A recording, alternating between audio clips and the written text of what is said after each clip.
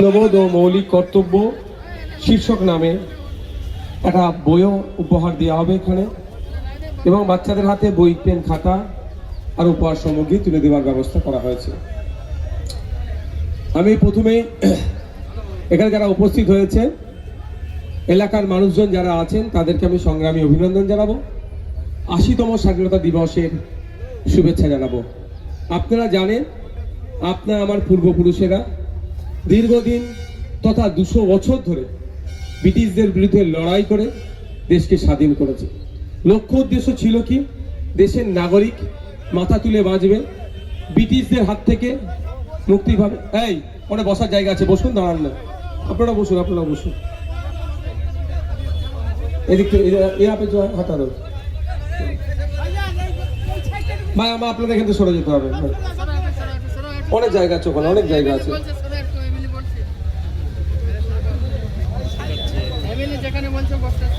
তাদের লক্ষ্য উদ্দেশ্যটা কি? ব্রিটিশদের শোষণের হাত থেকে দেশের নাগরিককে মুক্ত করার লক্ষ্য ছিল। তাই জাত, ধর্ম, বর্ণ নির্বিশেষে লাখো লাখো কোটি কোটি স্বাধীনতা সংগ্রামীরা জীবনকে উৎসর্গ করেছেন। আর বয়সের কোনো তারতম্য ছিল না।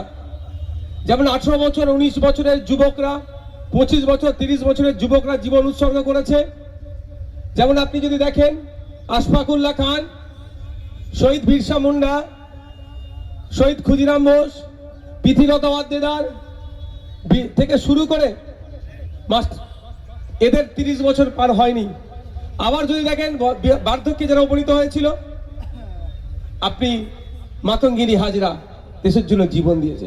তাই বিভিন্ন সমাজের, বিভিন্ন স্তরের, বিভিন্ন বয়সের স্বাধীনতা সংগ্রামীদের কারো আত্মত্যাগ, আত্মবলিদানের ফলে আমরা স্বাধীন দেশ পেয়েছি। কিন্তু এখন আমরা এসে আজকে 80 বছর উদযাপনে, আমরা 80তম উদযাপনে কি দেখছি? যে সংবিধানের বিভিন্ন ধারাকে পরিবর্তন করার চেষ্টা চলছে। কি দেখছি? দলিত হওয়ার অপরাধে পিটিয়ে মেরে দিচ্ছে। কি দেখছি? মুসলিম হওয়ার অপরাধে পিটিয়ে মারছে। কি দেখছি? আদিবাসীদের জমি জঙ্গলের অধিকার কেড়ে নিচ্ছে, ওবিসি সার্টিফিকেট কেড়ে নিচ্ছে, দলিতের অস্তিত্বকে বিপন্ন করছে। আজকে আমাদের নতুন করে ভাবতে হবে, আমাদের পূর্বপুরুষ বীরদের লড়াইকে আবার এগিয়ে নিয়ে যেতে হবে। আমাদের এগিয়ে আসতে হবে কাঁধে কাঁধ মিলিয়ে, জাত, ধর্ম, বর্ণের ঊর্ধ্বে গিয়ে যে দেশকে রক্ষা করব, সংবিধানকে রক্ষা করব। সর্বোপরি আজকে ভোটাধিকারদের যে অবস্থা হচ্ছে, 27 লক্ষ ভোটাররা যে জায়গায় আছে, যে দুশ্চিন্তার মধ্যে আছে, সেই দুশ্চিন্তা মুক্ত করার জন্য আপনাকে আমাকে এগিয়ে আসতে হবে। আপনারা জানেন, আমি বারবার বলেছি নয়, স্বরাজ্যের মানুষ বলে ভাঙর পথ দেখায়। হ্যাঁ, সত্যি ভাঙর পথ দেখায়। যখন আমাদের দেশনায়ক, স্বাধীনতা সংগ্রামের উজ্জ্বল নক্ষত্র, প্রথম সারির যে সমস্ত স্বাধীনতা সংগ্রামীরা আছে, যাদের নাম নেওয়ার সাথে সাথে নেতাজি সুভাষচন্দ্র বোসের নাম না নিলে স্বাধীনতা সংগ্রাম অসম্পূর্ণ থেকে যাবে, সেই সুভাষচন্দ্র বসু সম্পর্কে কিভাবে কুৎসিত মন্তব্য করছিল। প্রশাসন শীত ঘুমে ঘুমাচ্ছিল, রাজ্য সরকার শীত ঘুমে ঘুমাচ্ছিল।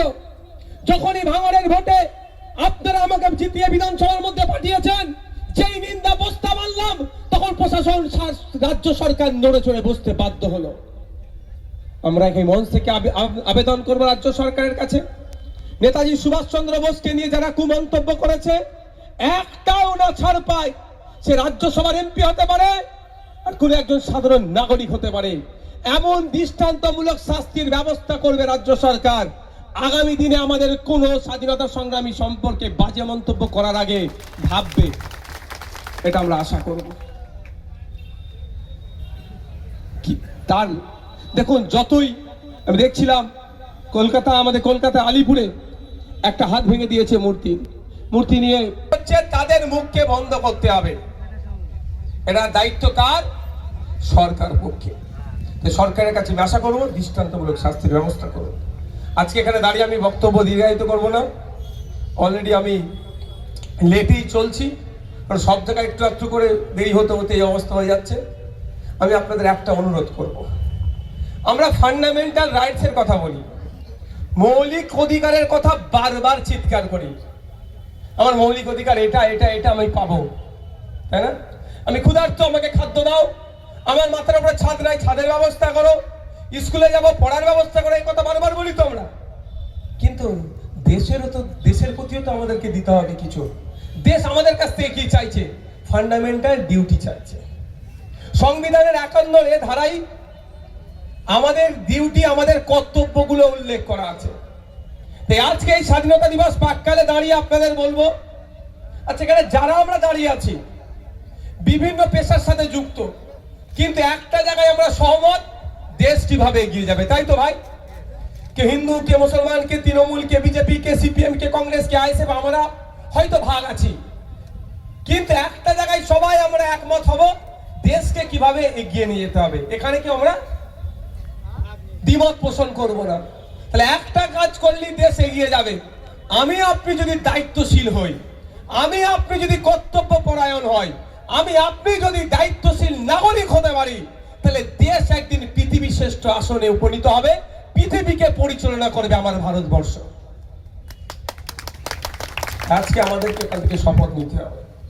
আমাদের দেশে যে জিনিসটা আছে পৃথিবীর আর কোনো দেশে নাই, সেটা কি? যুবক। আমাদের ভারতবর্ষে প্রায় 65 কোটি যুবক আছে। আর যুবকরা কি না পারে বলুন? যুবকদের কাছে ইম্পসিবল বলে কিছু আছে? সব পসিবল করে দেবে এই যুবকরা। সেই যুবকদেরকে সঠিক দিশা আজকে দেখাতে আমরা পারছি না, এটা হচ্ছে আমাদের ব্যর্থতা। কাউকে ধর্মের নামে, কাউকে জাতের নামে, কাউকে বর্ণের নামে, তো কাউকে রাজনৈতিক কালার লাগিয়ে ভাগ করে রাখা হয়েছে।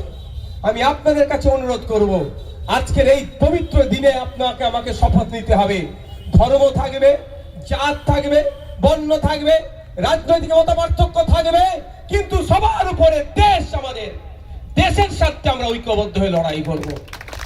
কাউকে ধর্ম ছাড়তে বলছি না, কাউকে রাজনীতি ছাড়তে বলছি না। যার যেটা ধর্মে ভালো লাগবে প্র্যাকটিস করবে, যার যে রাজনৈতিক দল ভালো লাগবে করবে, কিন্তু দেশের স্বার্থে আমাদের ঐক্যবদ্ধ হতে হবে, এক হতে হবে দেশকে এগিয়ে নিয়ে যাওয়ার জন্য। আজকে আমাদের প্রত্যেককে শপথ নিতে হবে। রাজি আছেন তো নাকি? আমি আপনাদের বলবো, সঠিক পথে থাকবেন, কেউ আটকাতে পারবে না। আজ থেকে 1 বছর আগে এখানে প্রোগ্রাম করতে দিচ্ছিল না যারা, তারা আজকে ইতিহাসের পাতায় তারা ঠাঁই হয়ে গেছে। আমি এখানে বলার এটা বক্তব্য নাই, তারা ভুল পথে চলছিল বলে। আজকে আমি আছি, এরা আছে। যদি এরা ভুল পথে চলে, কালকেও এরা ইতিহাসের পাতায় ঠাঁই হয়ে যাবে, কেউ আর মুছবে না। যদি সঠিক পথে থাকি, তখন এখনো বুদ্ধবাবুর নাম হয়। সবাই বলে বুদ্ধবাবুর মতো ভদ্রলোক নাই, বলো না মুখ্যমন্ত্রী হিসাবে? বলো তো, তাহলে ভালো লোক বলেই নাম করে। তো আমি আপনাকে আচরণ যদি আমরা ভালো করতে পারি, যুগ যুগ ধরে নাম হবে। তাই অনুরোধ এটাই, মত পার্থক্য থাকবে। ওই দেখো বসে আছে, ওই দেখো উঠেছে, উঠে দাঁড়াও একবার। বুঝতে পারছো কে? ওকে বাঁচাতে গিয়ে আমার হাতে চোট খেয়েছিলাম, মনে আছে তো? আমার একসাথে জাল গাড়িতে দেখা হয়েছিল, এখানে ঝামেলা হয়েছিল না? ও বাচ্চাকে তখন তৃণমূল করতো, এখন তৃণমূল করলেও আমার রাগ নেই, যার যেতে ইচ্ছা করবে। কি গো, মনে আছে তো? তা আমি এই রাজনীতিটা করি, যার যেটা ভালো লাগবে। একসাথে এক জাল গাড়িতে এসছি, কি বলো তুমি? গল্প করতে করতে এসেছি। বারাইপুর কোর্ট থেকে বারাইপুর জেলে নিয়ে যাচ্ছে। আমি যেই জাল গাড়িতে ছিলাম, ওই দাদাও সেই জাল গাড়িতে ছিল। জিজ্ঞাসা করুন ওনাকে, একবার আমি একটা জোরে কথা বলছি নাকি? বরঞ্চ জিজ্ঞাসা করেছি, শরীরে চোটফোট লাগে না তো? তুমি ধরা পড়লে কি করে? জিজ্ঞাসা করেছি, তুমি তো শাসকের লোক, তুমি ধরা পড়লে কি করে? এটাই বলেছি নাকি? আমি অনুরোধ এটাই, এটার সাথে মজা করে এই জন্য বলছি, বসো, যে যার যেটা ভালো লাগবে করুন না, কে বারণ করেছে? সংবিধান যখন আপনাকে অধিকার দিয়েছে, যে দল মত ধর্ম পালন করার স্বাধীনতা দিয়েছে, রাজনীতি করার স্বাধীনতা দিয়েছে, করুন না। কেন মারামারি হানাহানিতে জড়াবেন? লাভটা কি হবে? নেতাদের লাভ হবে, আপনাদের কিচ্ছু হবে না। তাই আজকের এই পবিত্র দিনে আপনাদের বলবো, শপথ গ্রহণ করুন যে আমরা আমাদের আচরণে ভাঙরের না বদনাম হয়, আমাদের আচরণে দেশের না ক্ষতি হয়ে যায়। আমরা সবসময় পজিটিভ চিন্তা ভাবনা করবো, নেগেটিভ গুলোকে বর্জন করবো, সবসময় পজিটিভ। আমার চাল চলন, কথাবার্তা, কাজ কাম, আমার দেশ কিভাবে এগিয়ে যাবে, আমাদের ভাঙর কিভাবে এগিয়ে যাবে, এই মাইন্ডে নিয়ে আমরা চলবো। সকালে ভালো থাকবেন। কি আছে এবার?